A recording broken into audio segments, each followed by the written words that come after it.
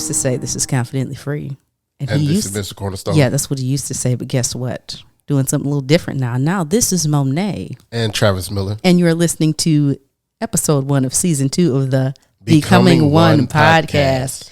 Y'all, so much has happened, but we're not even going to get into that right now. We're just going to give you a little bit of what's going on right now in the world today. First, before we get into that, I want to say, hope everybody's doing well. Appreciate you for taking the time out to listen to this podcast. And we just want to let you guys know that we will be kicking off more episodes to come. But this is just a little teaser. We just got to dip our toe back into the pool and get things rolling like we always do. So. Yeah. We got a new soundboard. So if you see me on here playing with it, we got some video too. Amen. We right here. So we got a new soundboard that we messing with. So we learning that and then the whole process over again. We have new equipment, new topics, new people, more experience. So it's going to be a whole ride. So right now, what we want to address before the month of July is over, we want to just dive into this real quick and talk about mental health. For the month of July, it is Black, Indigenous, People of Color Mental Health Awareness Month. That was a mouthful.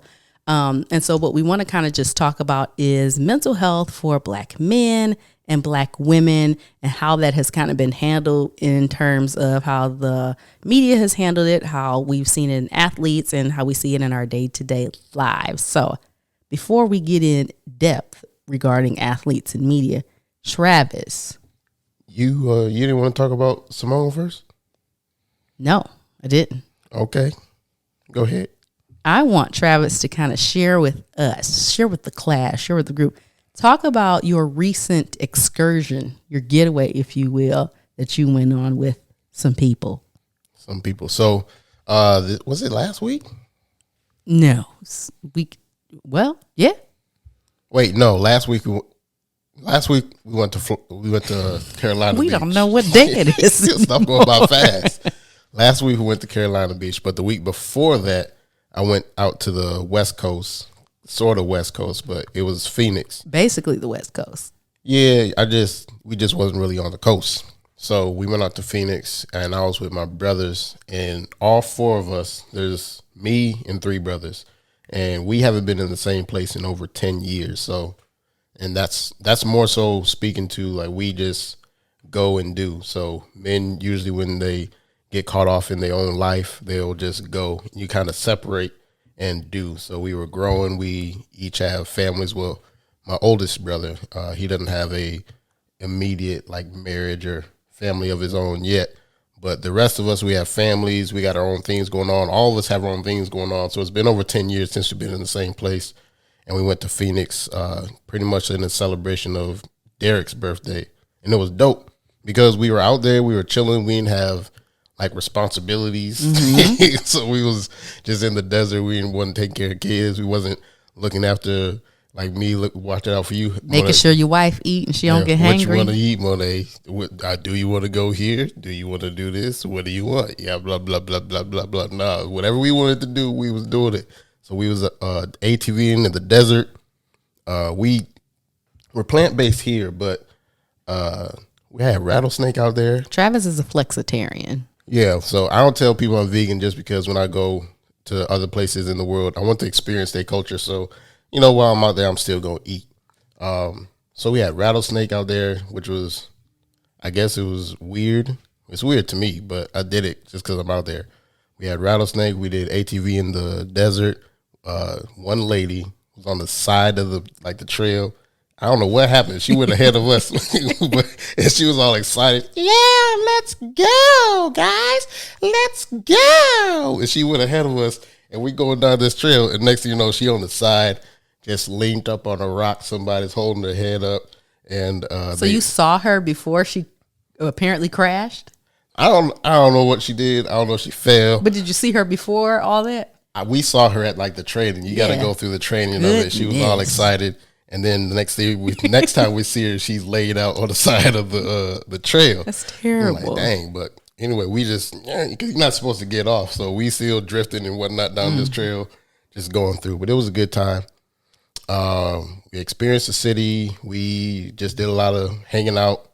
Had a chill day at the pool just because I'm not for the going and just be tired when I come back. So It was just a good time. But the getaway of it is it's a time for all of us to kind of recharge because you have those messages between us, and we're like, yo, well, when we getting back together? When's this going to happen?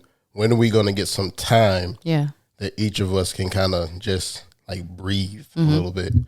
And that happened. So it was good.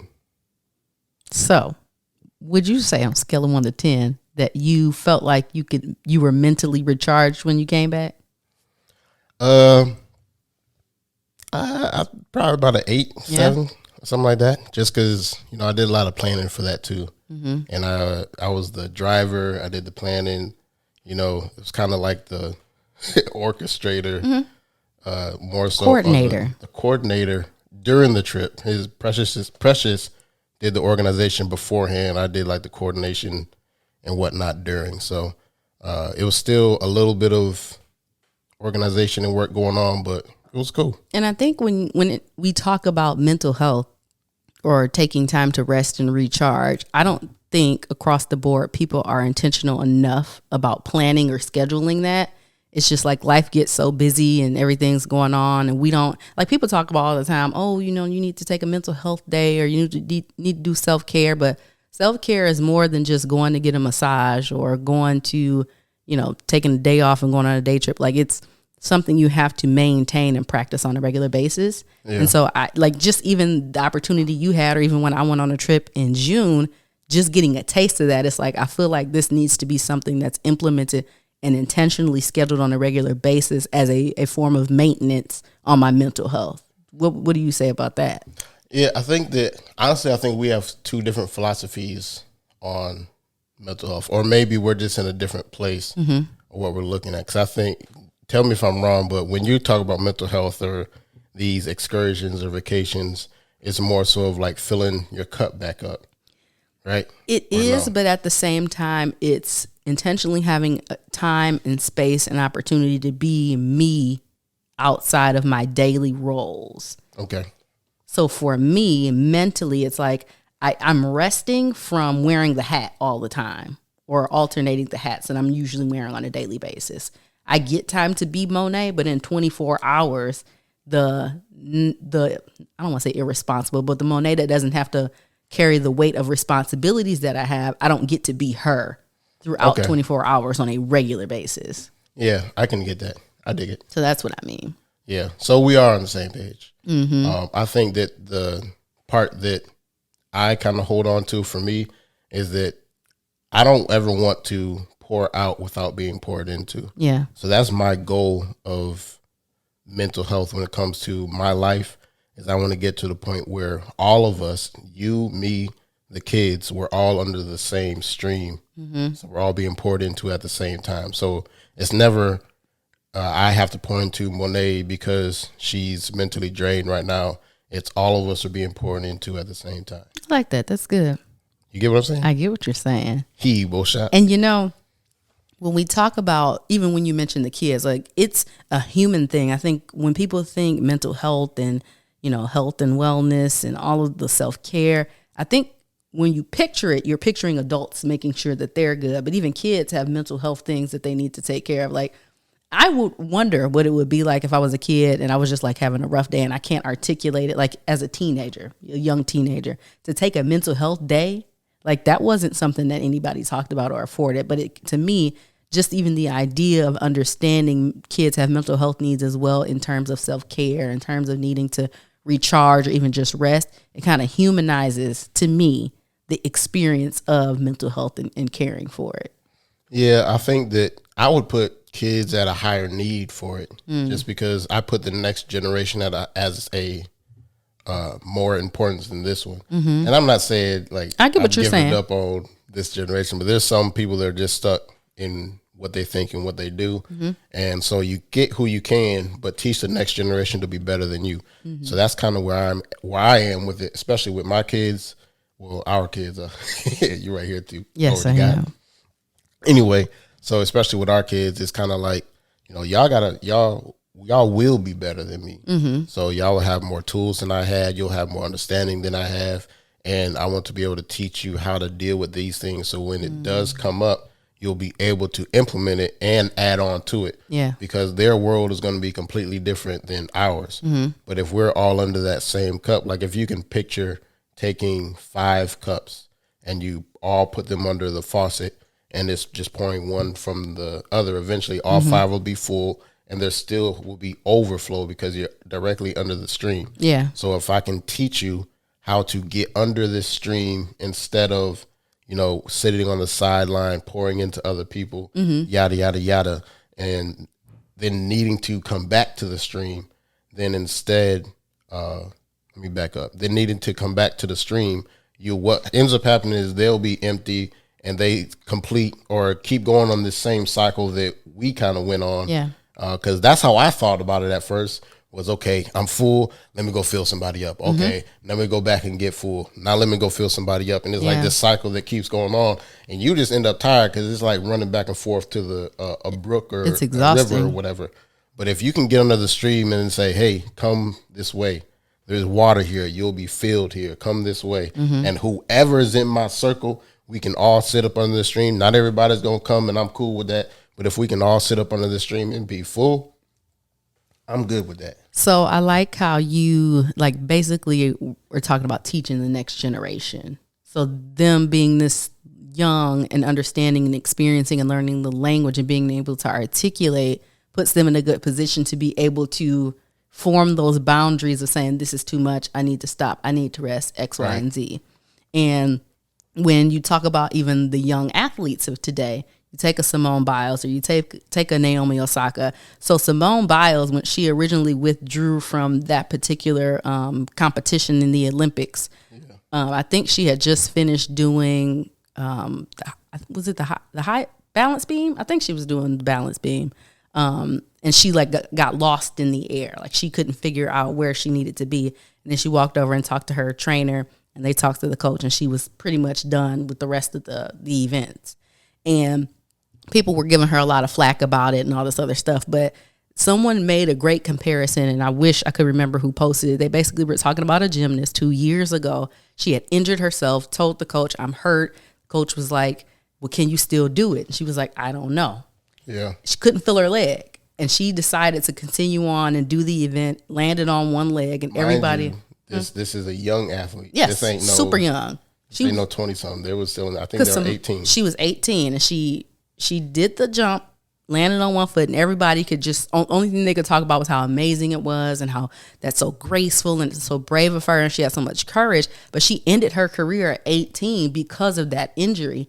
And it's like, some people talk about how Simone, she, wasn't there for her team and all this stuff, but to be able to have enough self-awareness and enough confidence in herself to say, you know what, I'm not in a good space right now. I can't do this. Because people talk about gymnastics and sports and how it's all this physical strength, but you have to be mentally aware and mentally present when you're doing those flips and those jumps and doing all this other stuff. If your mind is somewhere else, you're going to land wrong and you're going to injure yourself. And the fact that she could even say that enough to step away and make that choice and decision for herself and not just kind of put her body on the line for the sake of entertainment, I think that that's her way of being self-aware in her mental wellness journey, if you will. Yeah, shout out to all the athletes. There was Simone, there was Naomi, and whoever else. Those are the two names that stick out the most to me just because they're recent. But I'm pretty sure there was others that did the same in recent history. You know what I mean? I know Kyrie Irving is an example of that. But shout out to them. If they need to take a mental break from whatever, then they should do that. That's their life. And I think that that's a part of our entire generation, to be honest with you. I was having this conversation with my uncle about this stuff, and we're realizing, like, none of these people care about us. Not at all. We have these competitions, these companies. We giving our all for these things, and next thing you know, you just throw them away. The one that you were talking about, her coaches went on. They kept going. Had long, successful careers. And they threw. And she was done at 18. Yeah, so you want me to pour out, you want me to give my all here, you want me to sacrifice my body. To sacrifice my body, my mind, my spirit even. I don't know anybody with a degree working a, like, quote unquote professional career that isn't working 6 to 7 days a week right now. 6 to 7 days a week. And that's the expectation, like this unwritten rule that you're supposed to just be available. Yeah. I know my dad worked a lot when we were young, but he was usually at home by 4, and he didn't work weekends. He could if he wanted to, but he didn't. The option. Now, no, you don't work weekends. What? You're not working at night. What? What do you mean? So no, we know that they're willing to trade us in a heartbeat, or fire us, or whatever word you want to put on it. We know that we're just a piece of this puzzle to this company or this organization, or even I don't know, sports teams that people get traded all the time. They give them their life, their health. These athletes walk away with lifelong injuries. Football players, but they won the gold. Yeah, they won the championship. Football players, basketball players. You see how Chuck is walking? Charles Barkley. Yeah, you see how he walking? That's from playing basketball all his life, putting all those miles on his legs. They tired, they hurt, but they get tossed to the side at the end, unless you're like one of the superstars or whatever. Yeah, and you have some career afterwards. But at the same time, like all of us, we have to advocate for ourselves. Like, no, you can't have any more of me. This is all you get. I'm through with this. I will come back and continue to work and fulfill what I've said I was going to fulfill with you. Because I'm not saying I'm about to drop the ball on my work. My work is going to get done. But right now, my work also included, such and such amount of PTO. I'm using what is rightfully mine so that I can take care of myself. Outside of that, if my work is being done and I'm only doing what I said I was going to do, there should be no discussion. None. And it's this ownership almost, like not necessarily I own you, but I own your time. Right. And so even like when Naomi Osaka just made the decision, put a boundary up, I'm not doing these interviews. Didn't even care that she was getting fined. I guess she paid the fine or whatever. But even still, people are making this big to do. Like you have the audacity to get upset because I don't want to speak to you. And like, I'm obligated, I'm mandated to have a conversation with you for you to ask me things that could, one, completely take me out of the headspace I need to be in to perform as I should be able to. But you can't, I understand they have rules and regulations that people are saying are outdated and all these other things, but just this idea that we as a society feel like we own athletes' time. Like you shut up and dribble the ball, or you should just focus on the game and all this other stuff, as if our minds are programmed to just operate like robots to do what other people want us to do. Well, I get why they would be aggravated about that, though. To be honest with you, I get why, like the interviewers or whatever, they would be aggravated. Like, wait, you're supposed to do this. Like, part of the reason why they get paid so much is because they're expected to do all these interviews, which brings money to multiple organizations, multiple media outlets, yada, yada, yada, right? So they, under their pay, that's part of it. And that's why their pay is going up. It's like, no, you expect me to sit down with such and such reporter, do this interview, make money for all these people, but I don't get a piece of that. So their pay is going up. But this is where, for me, I draw the line, and I agree with the athlete. So I understand why they're mad. I don't feel like they have a right to it. It's still a money thing. Because the athlete can always say no, and here's your money. So that's how I see the fees that they get. Like, oh, they got fined $20,000 or whatever. Here's your money. Yeah. I don't want it. I need to take care of me. And I mean, it is what it is. So it's kind of like going and getting a refund or getting refused service. Yeah, you came here willing to pay. I'm not willing to serve you. Take your money and go about your business. Yeah, and at the end of the day, and I've always been an advocate of this, like mental health trickles down into your physical health. So if you're not doing well mentally, your body is going to let you know. Your body is going to send up alarms like, hey, we're not okay. You need to do something about it. So I commend the athletes for, or even anybody, whether you're working and you're taking sick days, or you decide to leave a job because you can tell that the work environment is toxic. Like, if you're leaving or walking away or stepping back from something that's impacting your mental health in a negative way, I salute you and I clap it up for you right here. And if let's bring it back to family though, because I know you want to keep it short or whatever, but I got a couple of points. So let's bring it back to family. Bring it back. Right. In society today, it's expected that job is first. So yeah, Travis, you the man of the house. You got to take care of family, which means you got to make sure things are paid for. Yada yada. You got to work, whatever the case is. You got to work. So it's expected that job is first because that's what takes care of family. Right. Yada yada yada, whatever. Now I want to kind of put out there. It's almost like a counterculture, but I guess it's more of a subculture. Instead of putting the job first and putting our energy into, okay, I got to make sure that the job is taken care of, this, that, and the third. I got a meeting here, blah, blah, blah, blah, blah. I think that as much as possible, our energy should be reserved for our family first. Yeah. After your energy is reserved for your family first, then, yourself, your family, then outside. Okay? So whatever is left on the outside, that's what goes into the job and work. And once it starts to push into anything else, like once it starts to eat into family, then it's okay, you're overstepping boundaries. Yes. Right? Instead of right now we have work, everybody else, family, then myself. And I think that's what's draining so many people is just because we're giving everybody else our first. And not even we ain't even put God in that yet. Right. So we're giving everybody else our first, and we're left with nothing. And we're left with nothing. Honestly, we're left with nothing to give our family. We were just talking to somebody who said that their biggest issue was time. Yeah. Just the time to be able to give to the person that they say that they love. Right. So this society, we gotta switch this thing back around, where our families, ourselves, our God, we are giving them our energy, our firsts. And then we can go and say, okay, this is what I have to provide for whatever. Y'all can get your 8 hours. Y'all can get whatever the case is. But this is mine. This is my sacred time. Right. And when you do things in order, like you just talked about God, yourself, family, and then everything you have left is divvied up. When you do stuff in order, usually that kind of recalibrates the flow of how things were going.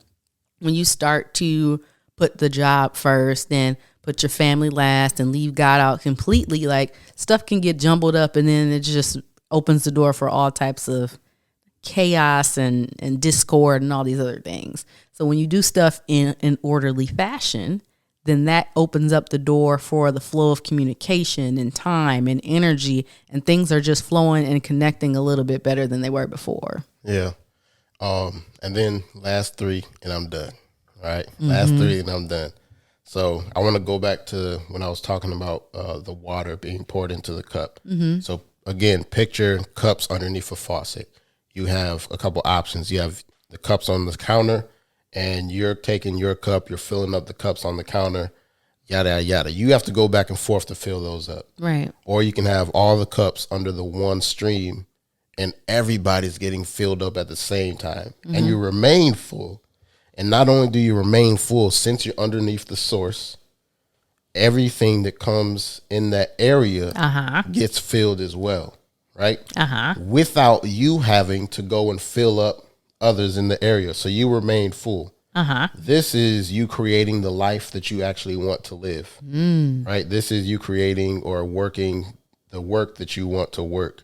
Right now I work at a company, and it feels like it takes energy from me. Yeah. Right. Well, when I'm doing when I'm doing the Miller Initiative, it feels like it gives energy to me. Yeah. So it's more of a service to me to do that, even though I'm working for it. I'm working for our company. I'm talking about the Miller Initiative. I'm working within the Miller Initiative, but it feels like it's giving to me. Yeah. I'm being filled as I do that work. Like as I do podcasts with you, I'm being filled. So it's not energy draining as so much as energy giving. So that's like that faucet of being able to fill you and everybody else around you, is teaching people how to create that life that fills them, and then inviting anybody who's willing to get involved to be filled as well, instead of just out in the open, to be like filled up as time or as somebody like, oh, let me get away from my source to come and help you out or whatever. Yeah. But there's 3 reasons why I want to why I think that that's important. And that's one is involving other people, and the last two involves you. So other people will never be able to appreciate your time, energy, and effort the way that you do. That part. They don't know the price of it. They don't know how long it took you to get to that place. They just can't. It doesn't matter how close they are to you, right? If I gave you something, you appreciate it, but you don't know what it cost me. Mm-hmm. It doesn't matter if it looks easy, if I made it look easy, if it looked hard, whatever. You don't know the cost of the gift that I'm giving you. Yeah. So another person won't ever be able to appreciate the gift to the magnitude that the gift giver is giving. Right? If we look at the perfect example of Jesus Christ in the gift of his life, what magnitude of appreciation do we put on that with our life? Right? Mm-hmm. You get what I'm saying? I do. The gift giver is usually giving more of himself than he gets in appreciation. Right. So you have to make sure that you are filled at all times so that when you are giving out, when you're giving to somebody else, it's not you just giving what you don't have and then being left with nothing. Like you just sitting on the couch like, oh man, I can't do nothing else. I can't do no more. And you ain't even got the energy to go to the go to the source and get what you want. You know what I mean? Just because you're giving everything to everybody else. The second part is you, but you in the present, right? So you aren't able to do what you need to do if you're giving to everybody else. You're spending all your time worrying about, I don't know, sister, brother, cousin, uncle, whoever, friend, whoever it is. If you're always having to pour into all these people, you don't get poured into yourself because you have to chase everybody else around. And it takes you away from wherever you're going. It takes you away from your focus. Right. From your discipline, from the direction that you were going in. You have to make these detours in order to help them out. That reminds me of like the Book of Eli. Have you seen that movie? Yeah. Yeah, when he was like, stay on the path. That's not my concern. That's not my concern. Yeah. For real. Because people will come to you with nothing. Talking about nothing, wanting nothing. Like you ever got off the phone and it's just like, man, what was I talking about for the last 2 hours? No. You telling me that I got to work 8 hours, 10 hours, 12 hours at work, right? And then I'm going to sit on the phone for 2 hours talking about nothing? Not a thing. 14 hours of my day is gone. Now you add on eating, an hour for each meal or whatever it is. Now you at 17 hours of your day. There's only 24. How much time can you give to everybody else to do nothing? I mean, hey. So everybody, if you're in your present, you're giving to everybody else. It's taking you away from your mission. It's less and less time that you have to get where you want to go. Right. So you just can't. You can't afford to give everybody else what you don't have. And then the third thing is you and your future. You owe it to yourself. You owe it to your spouse. You owe it to your children.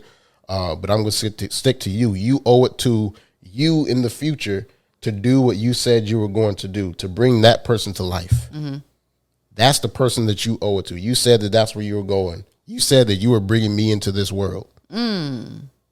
So when are you going to say that I'm important enough to bring this person into this world? You get what I'm saying? I do. You owe it to you in the future to do what you need to do to come into this world. The you of the future. Leave it to Travis to drop the bombs. Just nuggets. That's it. If you got nothing, you should have. All right, y'all. Told you we was going to keep it short today. Short, simple, sweet, all the things. So once again, y'all, this is Monay. I thought you was for the sake of it every freak. Not today. Yeah, this is Travis Miller. Oh, it sounds so weird. We're going to have to get that together. Yeah, y'all know our real names now, so y'all get comfortable. We're going to have to figure it out. Anyway. We'll do an introduction next time so y'all know more a little bit. Yes. And you just listened to another episode of the Becoming One podcast. All right, y'all. Be easy. Peace.